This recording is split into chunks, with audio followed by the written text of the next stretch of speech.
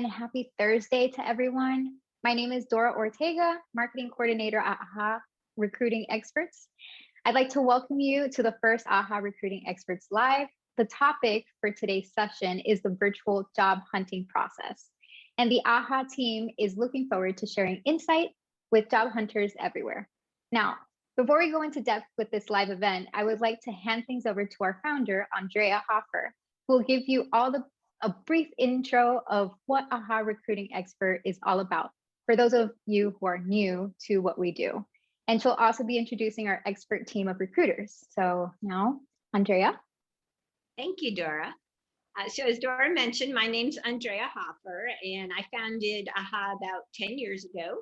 We actually started off as a business consulting firm, and about 5 years ago, sort of shifted to recruiting, and now recruiting is the main thing of what we do. So we help businesses find, hire, and keep great employees.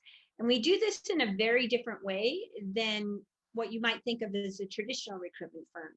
Because we don't charge placement fees, we're subscription-based because we really want to partner with our clients. So most of our clients are fairly long-term. They're usually hiring for several positions over a period of time.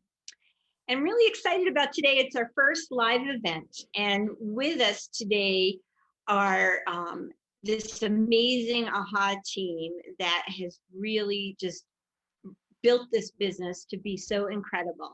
And between all of us together, we have over 40 years of recruitment and management and training experience.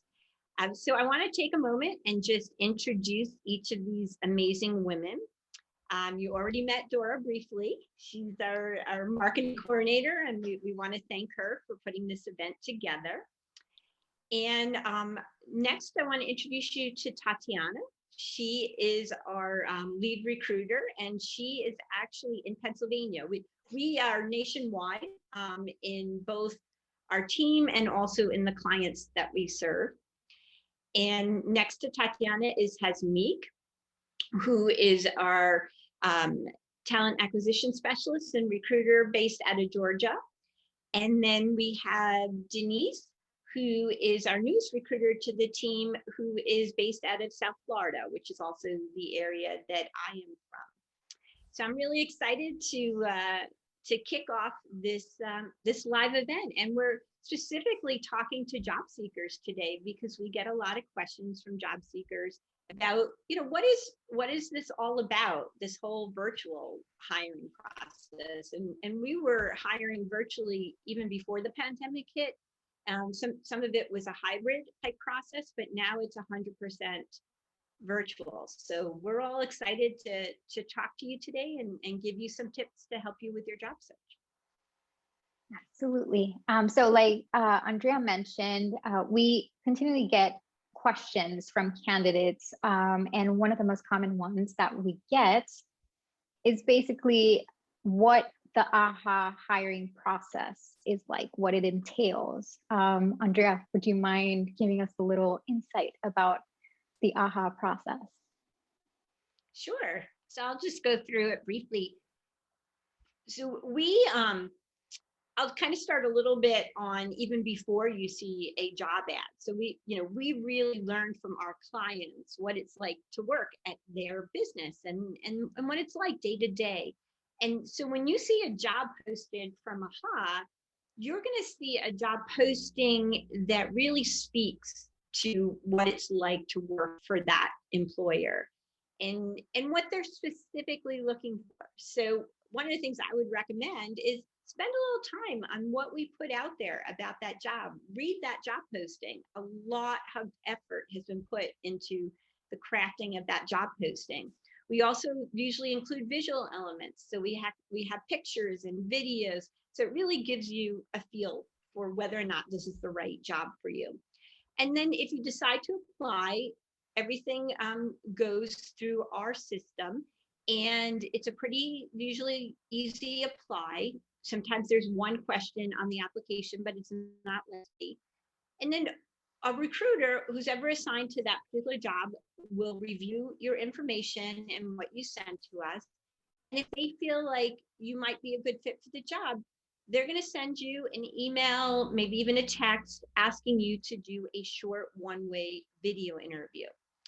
And this is something that's becoming more and more popular in the hiring process. And I know that we're going to talk about this a little bit more later on today. So I won't go into too many details. And after the video interview, that's when the recruiter will decide, hey, this person we probably should interview. Let's learn a little bit more. And we'll schedule a 1 hour either phone or Zoom interview. From there, if we still think you're a great fit, that's when we're going to start you on reference checks. So we do have quite a few steps in our process, but you move through very quickly. And then we put all of your information together and we share it with the client, who is the potential employer. And they decide whether or not they would like to meet you. And at that point, we hand your information off to them and we set up a time for you to meet with them. But you don't lose us. We're still right there with you through the full end of that process, so that we're helping with the communication with the employer and making sure that that hiring cycle doesn't go on forever. Okay. I know and that one thing I wanted to add, sorry, that I forgot to add, was that we do have a promise to our job seekers and our candidates that we make sure we touch base with you at least every 3 business days while you're within the job search, while you're within that job process. So when you apply for the job, it's not going to be weeks until you hear from us. Usually it's going to be, it could even be within the day. Sometimes it's within the hour. I've had job seekers write me back saying, wow, that was really quick. But we're very big about staying on top of that. And even if we're still waiting for information from you, we're going to touch base with you at least every 3 days to move you along, because we don't want the hiring process to go on too long, because that doesn't help anybody. Absolutely. Thank you, Andrea. Which takes us to our second question. In the same way, we usually get people asking about keyword filtering, especially when it comes to virtual. Lose you, Dora? Yes. I think you froze. I froze. Can you hear me now? Well, I thought it was only on my end. Oh, there she is. No. Welcome back. Okay. Technology at its best. Okay. Thank you so much for your response, Andrea, which takes us to the second question. We usually get candidates speaking about the keyword filtering that is used a lot of times in the application process, especially online these days. So one of the questions is they make to us is, how do they get their resume past the initial keyword filtering? So what insights can we offer to our candidates about managing that little hurdle when it comes to virtual job hunting process? I could take that one if you would like. I think that in terms of answering the keyword filtering question, first we need to talk about where it comes from. And actually the keyword filtering comes from an ATS system that the company, the recruiters, or here at AHA we use. So ATS stands for Applicant Tracking System, is what different companies have developed. Different tracking systems is that where you can track the applicants that come in, the candidates that come in, and move them through whatever process you have as a company, was a consulting company, or in this case with AHA, the process that Andrea just explained to us. So an ATS system, or ATS, is a way to easily manage the candidates through the first time they apply to their hiring day or their hiring stage. We at AHA currently use Recruiterflow as our ATS, and it's working great. It's a great tool that we're using, and ATS programs are able to give the recruiter, or in this case with AHA, it gives the option for you to have when it comes to that keyword filtering. The system is smart enough to read through the applicant's resume and match whatever keywords the recruiter has put in for that specific job. So if I'm looking for specific words like a specific industry or years of experience or a specific location, the recruiter is in charge of putting that information through.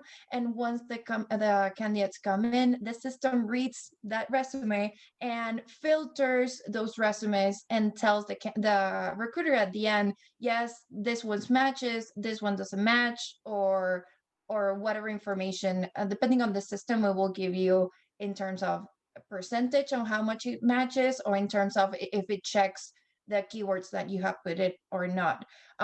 It works well, and that's an option that ATS programs gives to the recruiters if you want it or not. That's when people are asking for the how do I go by, or how does that keyword filtering means. That's what it means. The system reads through your resume and decides if you match depending on what keywords the recruiter put in. Now, at AHA, we are a little bit different.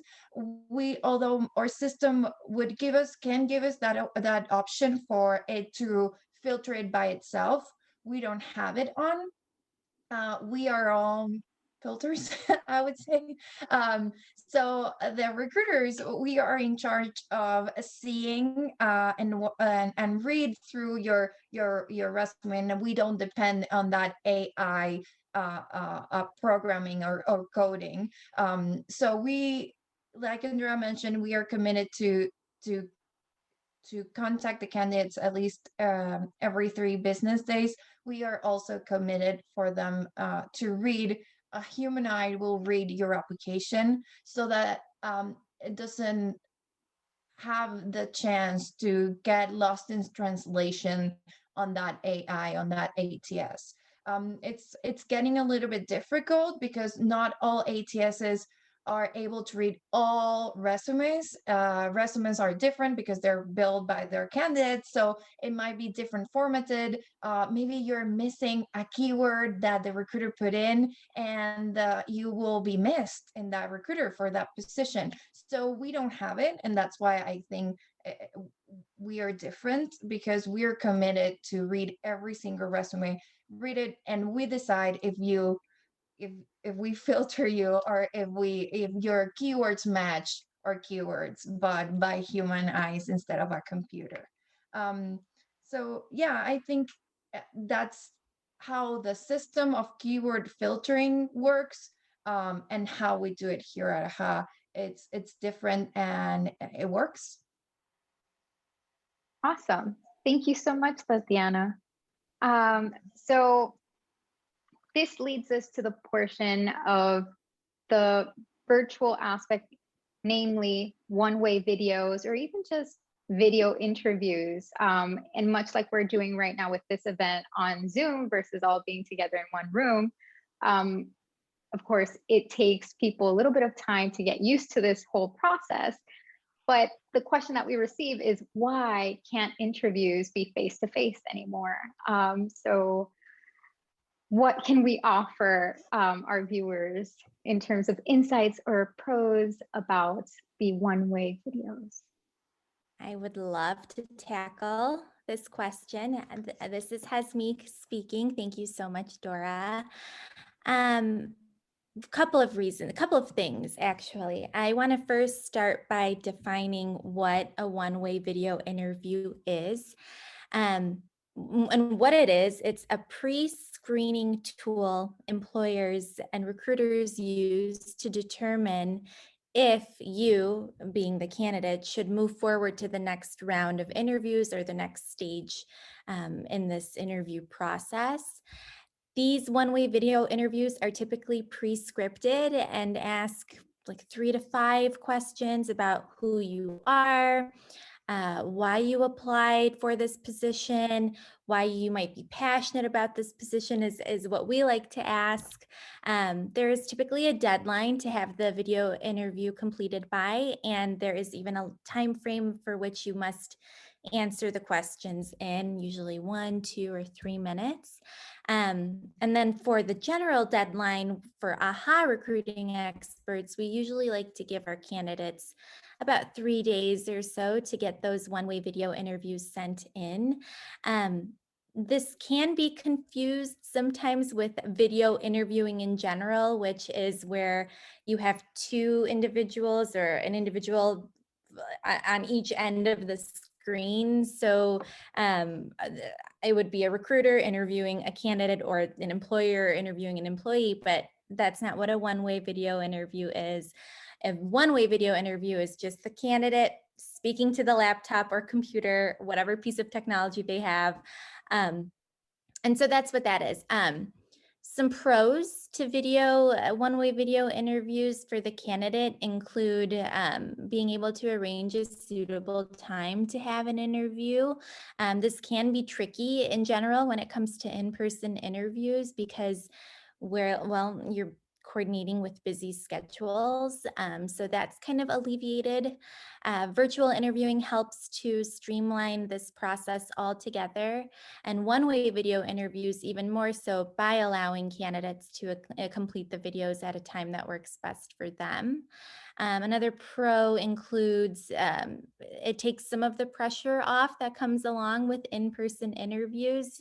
For example, making sure you wake up early enough or are ready early enough, you have the directions to the place you will be driving to or maybe taking public transportation to. So that's pretty much out of the way, which allows candidates to hopefully feel more relaxed and really show who they are when it comes to interviewing. During COVID, especially, it's a much more safer approach as far as minimizing risk of exposure. So there's a wonderful pro to one-way video interviews. And then all together, it does save time in the hiring process for both the employer and employee. And actually, according to LinkedIn, only 30% of companies are able to fill a vacant role within 30 days. The other 70% of companies take anywhere between 1 and 4 months to process a new hire. The Society of Human Resources Management, or SHRM 2017 Talent Acquisition Benchmarking Report has found that the average time to fill a position is 36 days. So doing these one-way video interviews really helps quicken that process. And it, of course, prepares candidates for what it will be like to work remote with this potential employer and with this potential remote kind of atmosphere we've gone into as a result of the pandemic.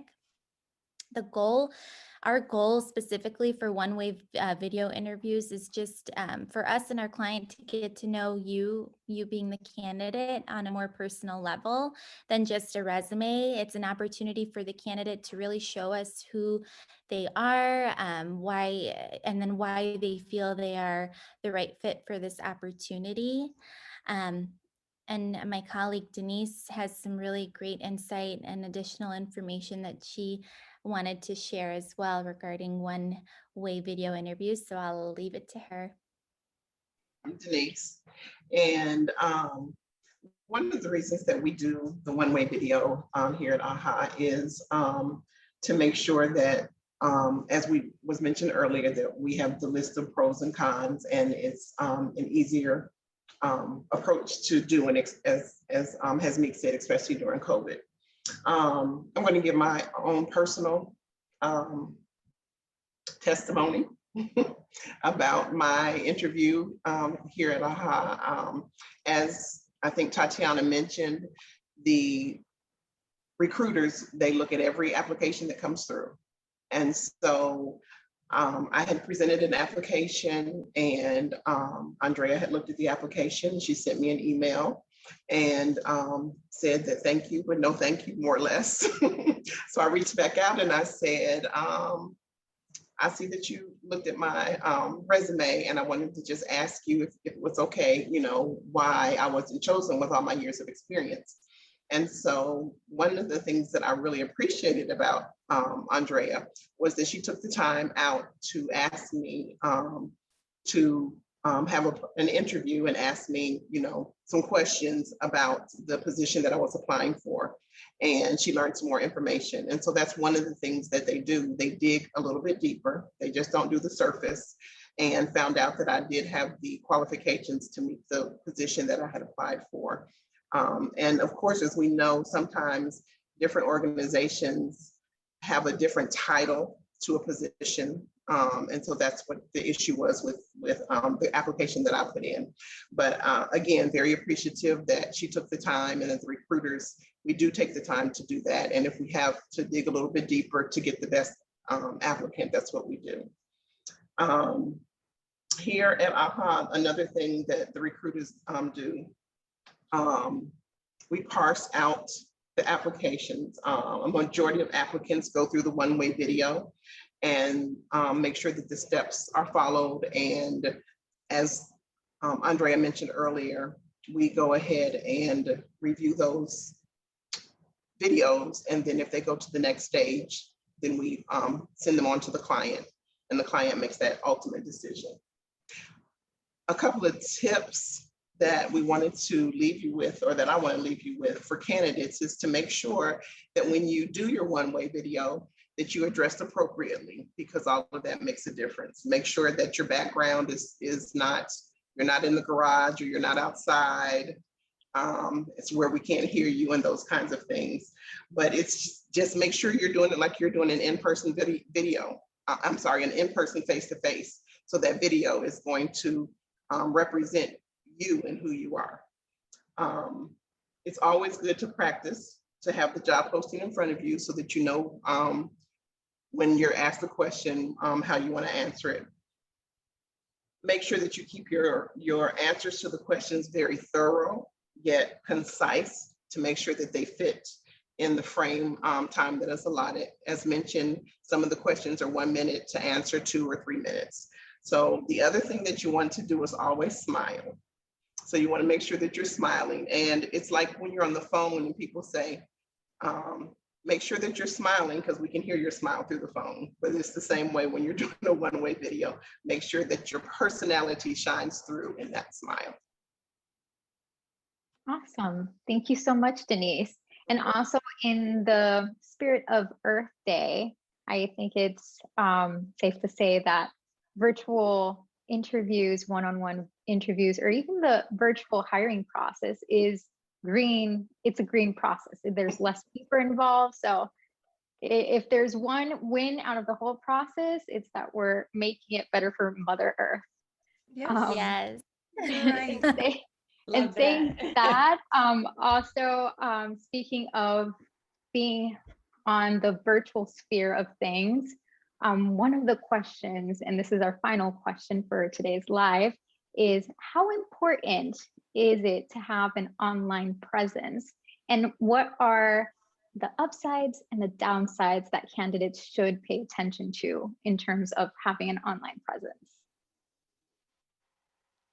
Any takers? I think it's important. Now, everybody, and we can talk about it as recruiters. I think that, yes, we get an application come in, or yes, we source somebody and we look for that person depending on the job. But even if we get your application, we will probably go and look you through LinkedIn. Usually LinkedIn can give us more of an insight of what other jobs you're following or what's your activity there. Obviously, being the social media, LinkedIn is the professional social media. So that's where I think having an online presence in LinkedIn, it doesn't matter what industry you're on. I believe recruiters are really focused on that and enjoy looking and find you as a candidate on LinkedIn. Usually sometimes you as a person miss something in your resume, and then the recruiter can find that on your LinkedIn, or the other way around. If I find you on LinkedIn and then you give me your resume, then maybe I had a question, but because we put different things depending if it's a resume, sometimes you're like, oh, I really wished I could put more of my jobs. But we all know, keep your resume to one page. Then you have the opportunity on LinkedIn to put everything from your first job fast food when you were a high school student to now that you are looking for a VP position, and all that shows your your professional career in a place where we can find you and relate, like, oh, maybe this position is not good for them, but look, in LinkedIn I found that this person used to work there and will be great for another position for us. So I think it's really important for somebody at least to have a LinkedIn, and to keep it up also. To keep it updated, not to have it from like 2015 and we don't know, have you been working for the last 5 years or not? You never know. So I think that's completely, LinkedIn is a plus, and it's free, and it doesn't hurt. It's one more thing that will benefit everybody as a candidate. Definitely. And I guess one of the other things that we should probably mention to the candidates is, or maybe consider having an email that's specifically used for job search, because I know that, you know, there are situations with email addresses that were used back when you were in middle school or even high school aren't as appropriate to be using while you're searching for work. Oh, So yes. that's probably something that would be a good thing for candidates to look into. Yeah, keep it professional all the way. And just give the data that you want to show the company or the recruiter. Definitely. And the Okay. Indeed profile as well. I mean, often people will apply through an easy apply on Indeed, and their resume is, 2, 3, 5 years out of date. And so we don't know they actually have the experience for the job because they haven't gone through to update the resume before applying for the different job opportunities. I completely agree. And I think this might be twofold for candidates. I think it's important for all candidates to know that you should have some online presence, LinkedIn being probably the top place. That is, if you are in the market for jobs. But in addition to that, it's not about just making a profile. You have to be able to keep it up to date with every new position you have. Put your responsibilities and duties on there. Make sure your education is accurate and on there. If you did go to college, what college did you go to? Did you have a high GPA? Throw that in there. Any licenses, certifications, it's only going to help you as a candidate in your job search the more up to date you keep your online presence. So I really think that's important to drive that point home. Definitely. Okay. So as we begin to wrap our first AHA Recruiting Experts Live, are there any additional tips that we can leave with our candidates before we sign off? One tip that I would like to leave at my last job that I recruited for, make sure that you update your profile picture, because someone came in to an interview, their picture was like 20 years old that they had on LinkedIn and on Indeed.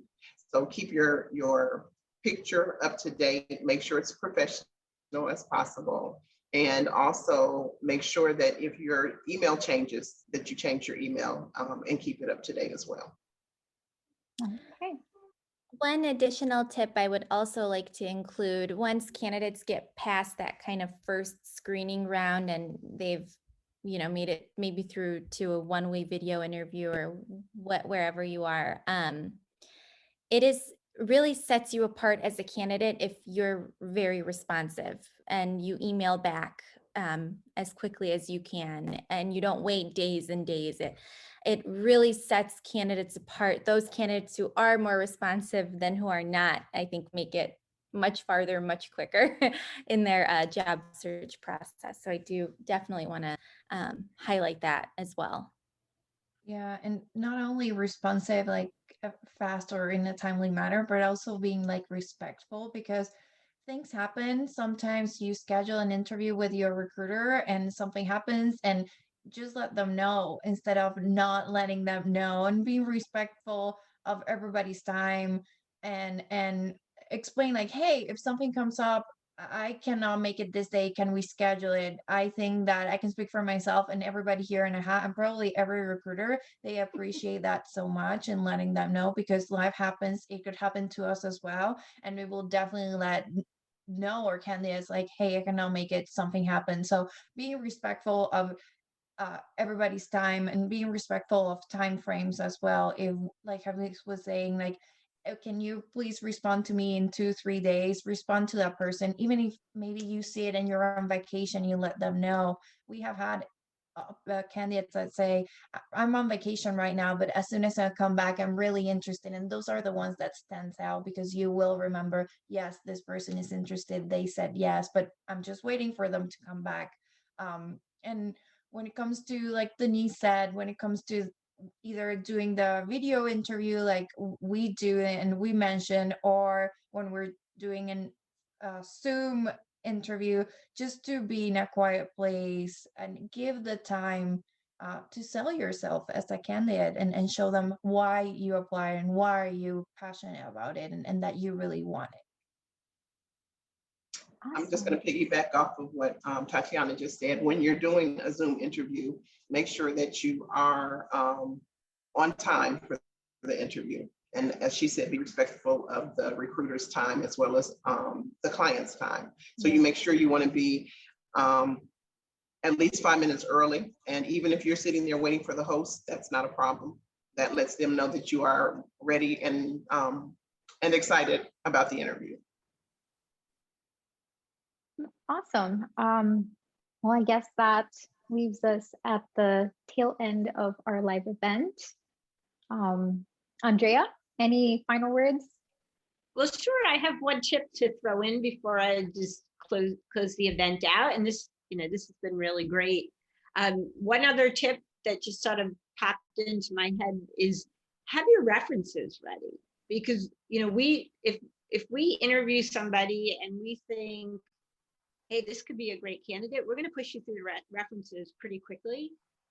And we're going to want those to be done pretty quickly. So make sure you stay in contact with your previous supervisors, especially if you don't want us talking to your current supervisor, which we completely understand if they don't know that you're looking for another job. But you want to make sure you have some people from your work history that we can speak with. So have that information ready, be in contact with them, let them know that you're looking for another opportunity, and have their emails and phone numbers ready to go, so that when somebody asks you for your references, you have that information. So anyway, I want to thank Dora for putting this event together. It was an amazing idea, and she put a lot of work into it. And I want to thank Denise and Hasmeek and Tatiana, because you guys, you brought so much expertise, and like you do every day. And, I really hope that there are job seekers out there that are listening to some of the things that you shared today, and that it gave them some ideas on how to get better results with their job search, or at least get better results if they're going to apply to one of the jobs that AHA has out there. And please make sure, if you are looking for a job, or if some point in the future you think you will be, there's a link below. Sign up for our candidate newsletter. We promise we won't spam you. We send it out once a month. Great little tips to help you with your career.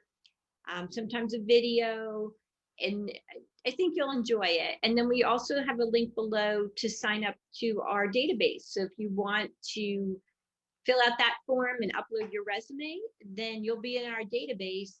So if a job does come up, we go to our database first to see if we have anybody there who we might want to reach out to about that job. So it's not shared with anybody, as we're the only ones that see it. So it doesn't hurt you, it just gives you a foot ahead of everybody else. But again, I just want to thank the AHA team, and I also just want to thank all of you for joining us today. And we hope you join us on the next one. Have a great afternoon.